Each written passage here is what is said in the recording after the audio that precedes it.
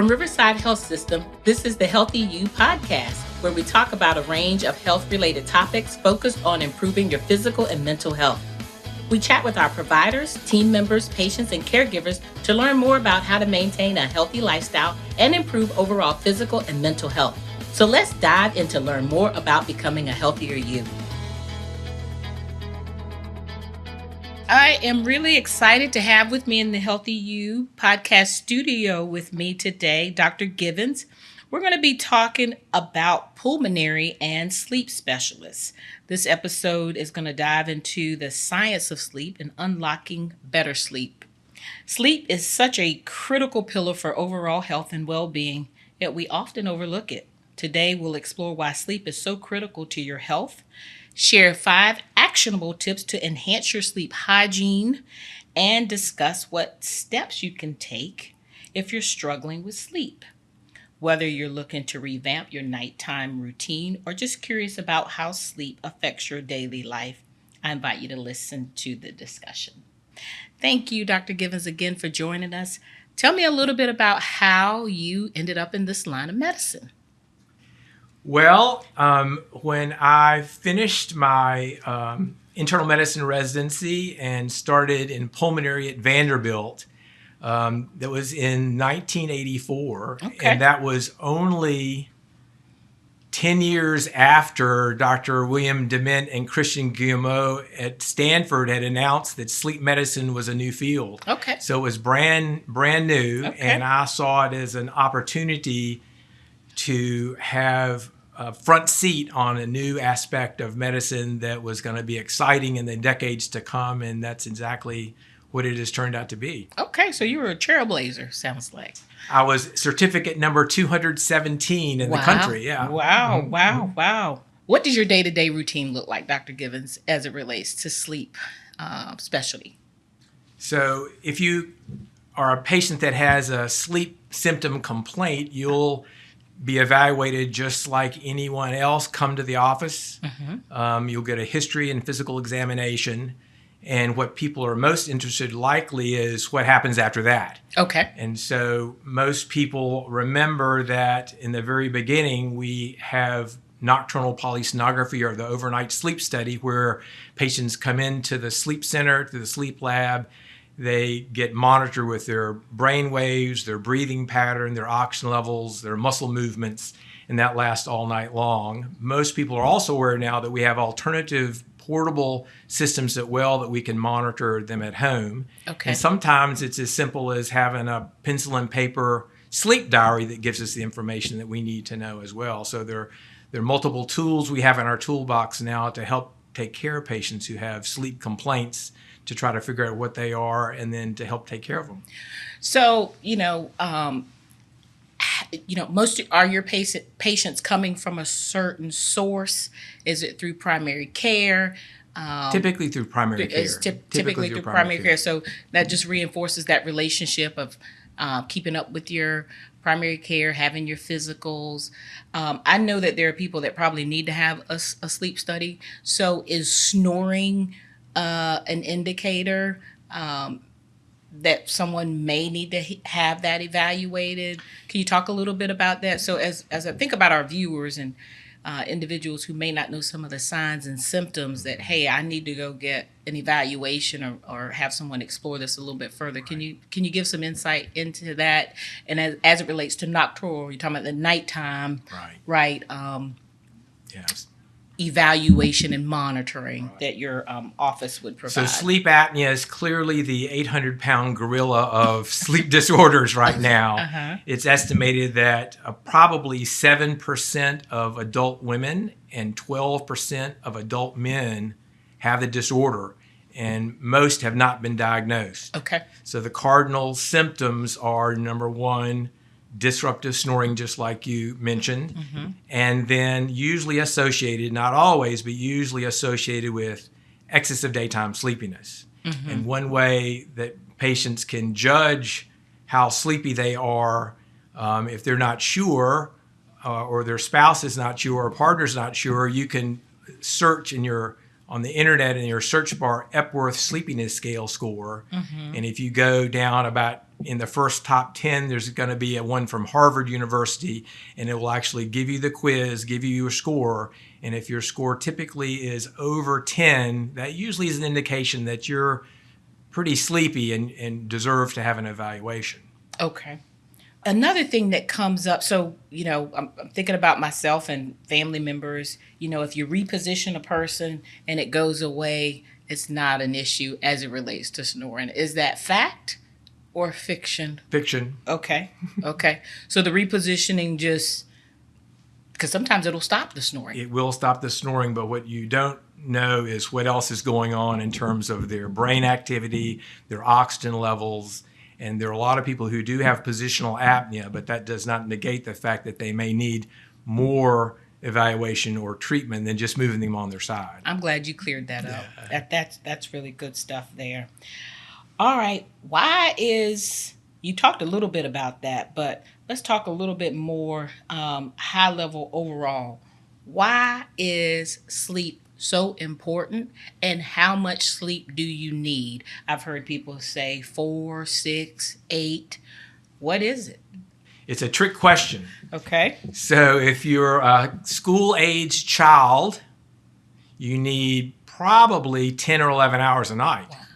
If you're a teenager, you need around 9 to 10 hours a night. Wow. If you're an adult, then the number that is now recommended by the NIH is between 7 and 8, and there appears to be a hard floor about 6.5. Wow. And if you go below 6.5, that's when you're going to start to have all kinds of medical problems that are going to occur. Wow. You heard it here. So that's something I need to work on. Well, we all need to work on it, but particularly the children. The children, it affects obviously their school performance, their behavior, and it's a real issue in our schools these days, the way the school schedule works. Talk about, sleep as it relates to diet, exercise, and weight. Okay. And stress. So a couple of years ago, the American Heart Association actually, for the first time, incorporated sleep into their Life's Essential 8. So it brings up exactly what you're talking about. Yes. So diet, exercise, weight control, sleep, avoiding nicotine products, and then control of your blood pressure, cholesterol, and blood sugars. Okay. So that's part of Life's Essential 8, and sleep is right in there with those. And what we probably ought to talk about is what happens if you don't get enough sleep. Yes, absolutely. So there are short-term consequences, and then there are longer-term consequences. It's interesting that we're doing this vodcast in 2024. Right. It's the 60th anniversary of the Randy Gardner sleep deprivation science experiment. Okay. You remember that? So Randy Gardner Yes. was a high school student in San Diego. Right. And he wanted to win the science fair. So he and two of his buddies decided they would try to break the Guinness World Records of staying awake. And so the reason this is so recorded, it's in Wikipedia and you can Google it, Randy Right. Gardner sleep, Right. is Dr. William Dement, who was the same William Dement at Stanford, came from Palo Alto to San Diego to monitor him while he did this. Okay. And he ended up staying awake for 11 days, 24 minutes. And Dr. Dement was able to document what happened. During the first 2 or 3 days, he started to have gastrointestinal effects, nausea, muscle aches and pains. And as the days went on, he started to hallucinate, get paranoid, and then his short-term memory completely was eliminated. He couldn't remember from hour to hour what he had just done. And Dr. Dement was able to document by doing a brainwave examination that toward the end he was having involuntary microsleeps. So he didn't had his eyes open, but his brain was struggling to Wow. try to go to sleep Right. while he was doing this science fair experiment. So it's sort of ironic that we're doing a 60th anniversary of this. Yes. So there are short-term effects like that, but then the long-term effects are probably what the audience is interested in, and there are multiple, most of them having to do with cardiometabolic effects. Okay. So if you violate that floor of 6.5, 7 hours, and you're not getting at least 6.5 or 7 hours of sleep per night, then over time, you're going to double your risk of developing hypertension. Your risk of having a stroke is going to go up by 1.5 times. You're going to run the risk of having problems with diabetes develop over time. So there are multiple cardiometabolic and in our society problems that now have been pretty closely linked and associate other factors as well, but particularly the lack of enough sleep per night over time. Yeah, that's great stuff. That's great information. How much sleep do you get? Between 6 and 7 hours. 6 and 7 typically. hours. Do you have a nighttime routine? Because I know for me, after getting off work and you get home and you do dinner and everything, I like to turn on the TV, and I find that sometimes I'll end up falling asleep with the TV on. And I do know that sometimes I don't feel rested, even if I lay down and get 6 or 7 hours. Is it true that can impact your quality of sleep? Lights on, TV on, your brain's still working because it's hearing those things. Yes, absolutely. That's one of the worst things we have right now in our society are screens, whether it's our phone, our tablet, our computer, whatever it is. Exactly. Yes. So let's talk a little bit about some sleep hygiene tips to help you sleep better at night. Yes. So your example of falling asleep before bedtime and from the TV is very common and very bad. Okay. And so I think one of the most important rules of sleep hygiene is having a consistent bedtime and wake time. Okay. That's really the most important. And having it consistent so that you're getting that 7 to 8 hours if you're an adult, or 9 to 11 if you're younger.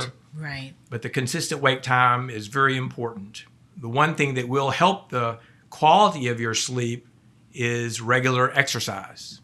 So again, going back to the Life's Essential 8, it's clear that with exercise done on a consistent basis, that you increase the amount of deep sleep that you're able to get. And it's in deep sleep where we get a lot of consolidation of memory. Okay. And so it's super important. So consistent bedtime, exercise, and then you talked about, I think about diet. Yes.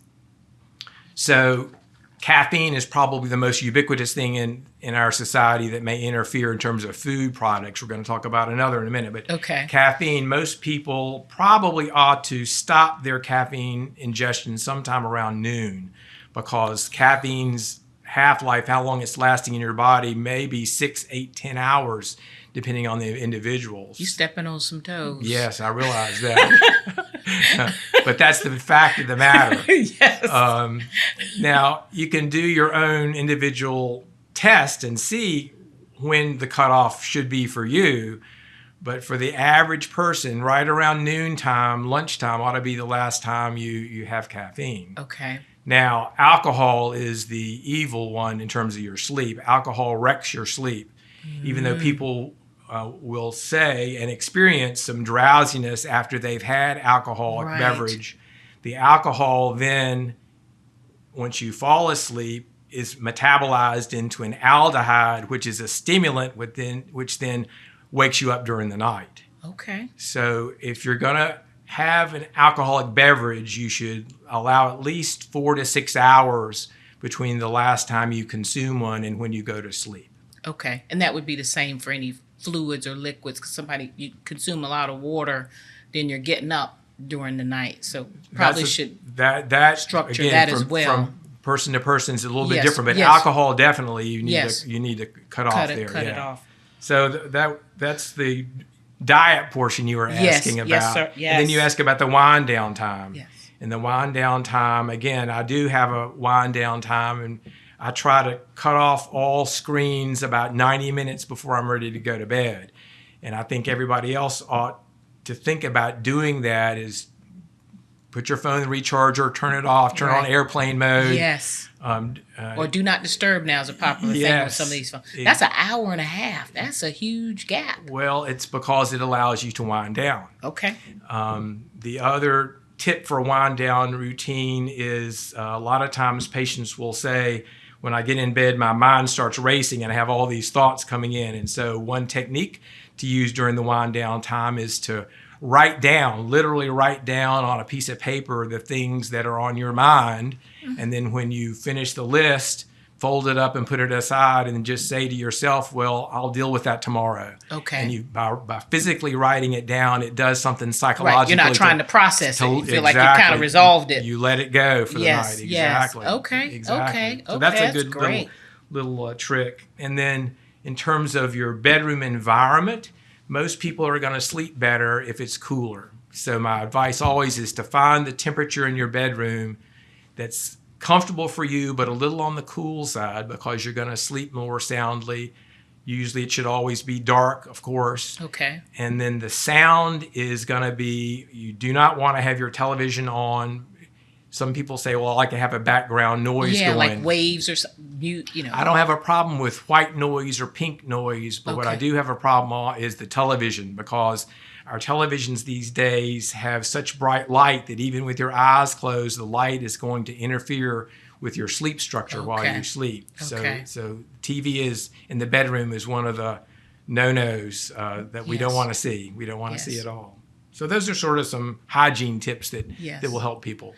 And I don't know how you feel about this or whether you want to comment on it at all, but I know dealing with some of my family, they use supplements. There's a lot of over-the-counter things that you can buy to help you rest.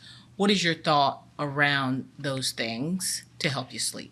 Well, most of the supplements, I think you're talking about are herbal sort of things. Yes, sir. Yes. So the herbal supplements have weak data associated with them. They won't hurt you. Okay. So things like chamomile, they won't hurt you. And if you believe that they're helping you, then go for then do it. The one over the counter that is probably overused is melatonin. Okay. The bad thing about melatonin is because it's non-prescription, people will use escalating doses. And particularly in children, parents think that because it's non-prescription, I can give it to my child and it's not going to be a problem. And there have been some reports of parents giving their children 10 times the recommended adult dose. So that is not a good thing. So I would say talk to your primary care clinician about it if you feel like you're having that much of an issue with your sleep, rather than taking melatonin. Ask about other things that might be interfering with your sleep instead. Okay. Now, small doses of melatonin won't necessarily hurt you, but it may not get you to the solution that you need. Okay. That's great. Great information. Great feedback. These are all great tips, and some of which I have to incorporate into my own sleep hygiene. And I'm a healthcare professional, and so I know better, but I still have opportunities. So we all do. Thank you. Yeah. Thank you. And now that we know more, we're equipped with, each stage is trying to do better to get there. Talk a little bit about recognizing some of the formal disorders that occur in the sleep area. Sure. Each one of these problems could deserve its own podcast time. Right. Well, you always can come back. So I'll mention these interesting couple, but really they each require a lot more time. So we talked already a little bit about sleep apnea, which is the very prevalent in society, and recognizing snoring and daytime sleepiness. The daytime sleepiness using the Epworth Sleepiness Scale score that you can find on your search bar. The other big problem that patients have, of course, is insomnia, either falling asleep or staying asleep. What I would offer up is that medication for insomnia is really a short-term issue.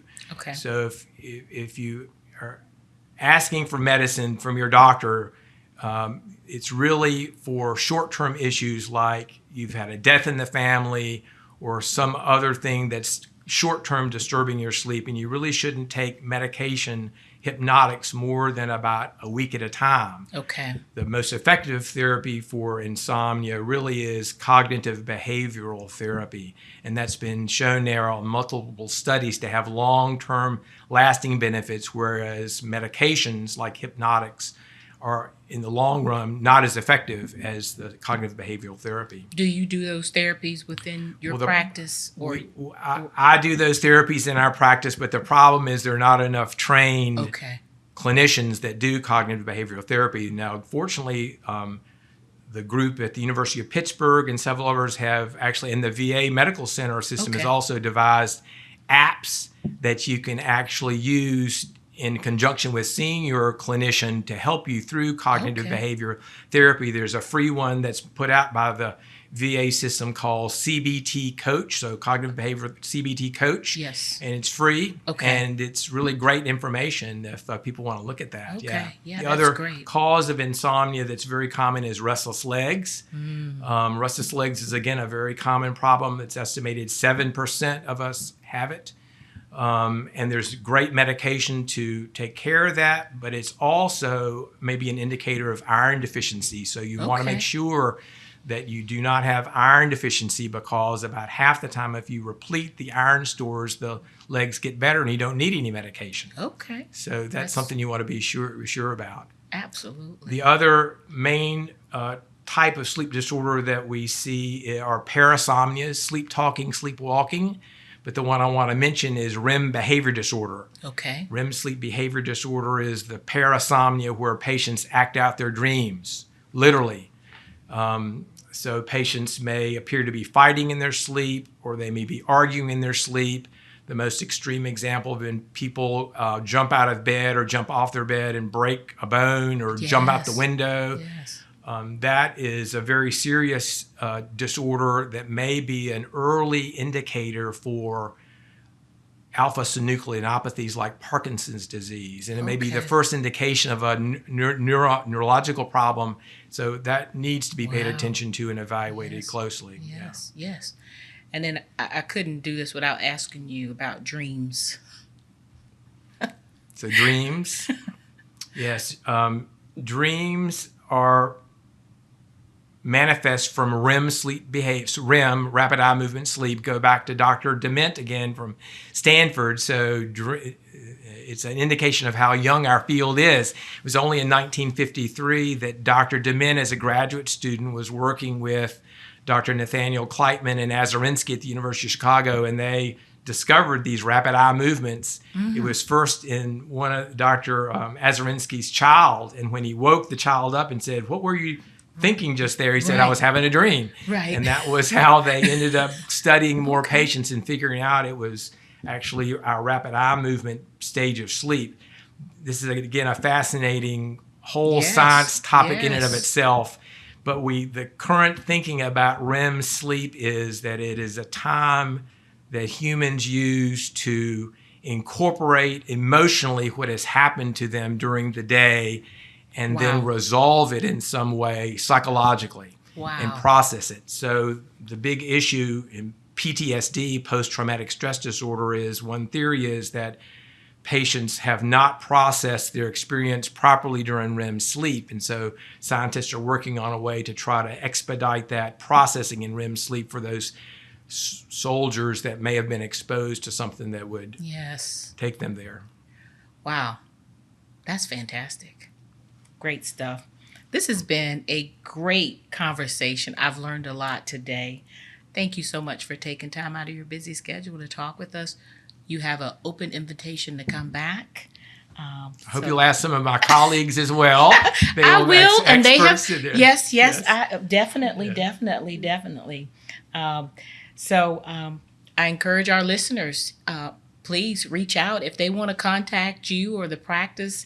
Can you walk them through how they can make that connection? Sure. Well, our practice is a specialty practice, and the other practices within our sleep center organization within Riverside, we typically ask patients to contact their primary care doctors and clinicians and make sure that the referral is appropriate, and they will expedite the referral to see us in our office. Absolutely. Yes. And I think it's so important. Would you just reiterate the emphasis on sleep and early identification of sleep issues Yes, and the again, need? so sleep's part of that life's essential aid, and it's just as important as diet, exercise, controlling your weight, controlling blood pressure, your blood Yes. sugars, cholesterol. It's equally as important. And in order to live a full, healthy life, you need to have enough sleep and enough quality sleep. Yes. Thank you again. Thank you so much for joining us. Can I do a little book plug? Yes, absolutely. This is a book by Dr. Matthew Walker. He is a scientist at UC Berkeley, and this was published about 2017, While We Sleep. It's an excellent book, and it's written for the lay public to understand sleep better, and it's really jam-packed full of information for patients that have trouble with their insomnia. This is a book, Good Night Mind, by Dr. Rachel Manber and Colleen Carney.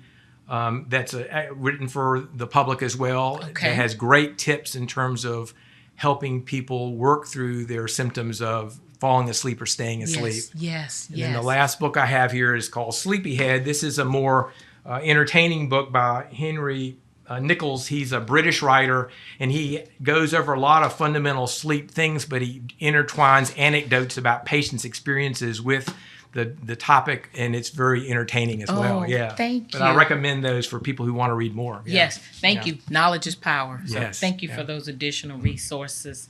Thank you so much. And to our listeners, thank you for listening in. If there's a health topic you're interested in or learning more about, please email your idea to riversidestrong@rivhs.com. Thank you for listening to this episode of Healthy You. We're so glad you were able to join us today and learn more about this topic. If you would like to explore more, go to riversideonline.com.